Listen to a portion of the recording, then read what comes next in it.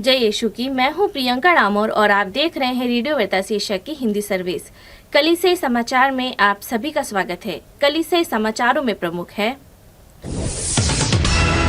Pope Francis ने कहा, युद्ध पीड़ितों के लिए प्रार्थना करना जारी रखें।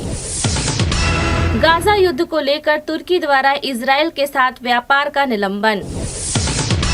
सामान्य जन ने पूर्वी संस्कार चर्च के प्रमुख पर साजिश का आरोप लगाया। मणिपुर झड़प की बरसी, आर्चबिशप ने शांति का आह्वान किया। तमिलनाडु में आर्चबिशप पर चुनाव संहिता के उल्लंघन का आरोप। अब जानते समाचार विस्तार से। पोप फ्रांसिस ने कहा, युद्ध पीड़ितों के लिए प्रार्थना करना जारी रखे।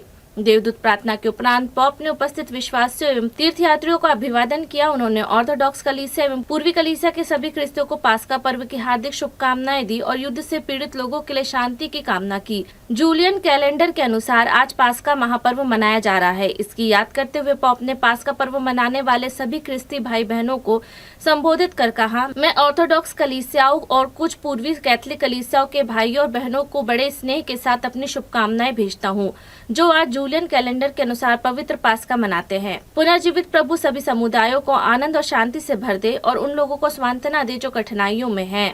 गाजा युद्ध को लेकर तुर्की द्वारा इजरायल के साथ व्यापार का निलंबन। चूंकि पवित्र भूमि में युद्ध भारी पीड़ा का कारण बन रहा है, तुर्की ने गाजा में इजरायल की गतिविधियों को देखते हुए उसके साथ अपने सभी व्यापारों का निलंबन कर दिया। तुर्की के व्यापार मंत्रालय ने कहा कि ये उपाय तब तक जारी रहेंगे जब तक इजरायल गाजा में पर्याप्त सहायता प्रवाह की अनुमति नहीं देता।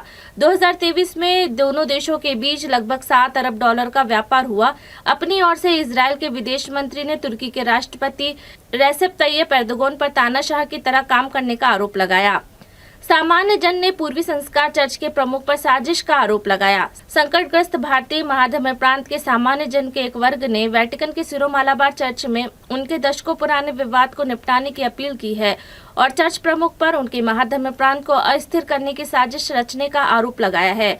दक्षिणी केरल में एर्नाकुलम अंगामाली महाधर्म प्रांत के तहत 328 में से 300 पैरिश के प्रतिनिधियों ने पवित्र मिसा के विवादित समान रीति को लागू करने के पूर्वी अनुष्ठान कलीसिया के कदम के खिलाफ 30 अप्रैल को एक प्रस्ताव पारित किया, जिसमें पवित्र मिसा के दौरान पवित्र मिसा अर्पित करने वालों को वेदी के सम्मुख पड़ता है। केंद्रीय एर्नाकुलम, जहां चर्च का मुख्यालय है, में एक बैठक में पारित प्रस्ताव में वेटिकन से आग्रह किया कि आर्चडायसिस को पवित्र मिसा के पारंपरिक तरीके को जारी रखने की अनुमति दी जाए, जहां पवित्र मिसा अर्पित करने वालों को पूरे समय मंडली की ओर से मुक्त करना पड़ता है। मणिपुर की बरसी, आर्चबिशप ने शांति का आह्वान किया। इम्फाल के आर्चबिशप लिनुस नेली ने मणिपुर में सभी कैथोलिकों को 3 से 5 मई को सुलह और शांति के लिए गहन उपवास और प्रार्थना करने का आह्वान किया है।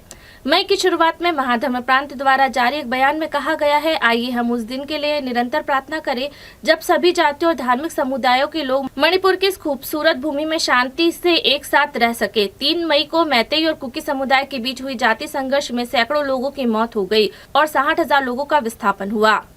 तमिलनाडु में आर्चबिशप पर चुनाव संहिता के उल्लंघन का आरोप। राष्ट्रीय चुनाव के बीच एक हिंदू समर्थन समूह ने एक कैथोलिक आर्चबिशप पर धार्मिक आधार पर मतदाताओं को प्रभावित करने की कोशिश करके देश की चुनाव संहिता का उल्लंघन करने का आरोप लगाते हुए उनके खिलाफ कार्रवाई की मांग की है।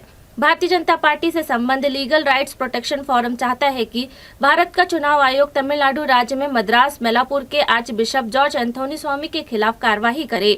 फोरम की 29 अप्रैल की शिकायत एक संपादकीय एंथोनी स्वामी के बारे में थी, जो आर्चडायसेशन पाक्षिक द न्यू लीडर वीकली में लिखा गया था। भारत की वर्तमान सामाजिक राजनीतिक स्थिति पर प्रकाश डालते हुए उन्होंने 2014 से मोदी के शासन के तहत ईसाइयों और मुसलमानों की दुर्दशा का भी उल्लेख किया। मंच ने आरोप लगाया कि यह धार्मिक आधार पर मतदाताओं को प्रभावित करने का एक प्रयास था, इसलिए एंथोनी स्वामी ने चुनाव संहिता का उल्लंघन किया। इसी के साथ कलीसिया समाचार समाप्त हुए। अगली बार फिर मुलाकात होगी नई खबरों के साथ। नमस्कार।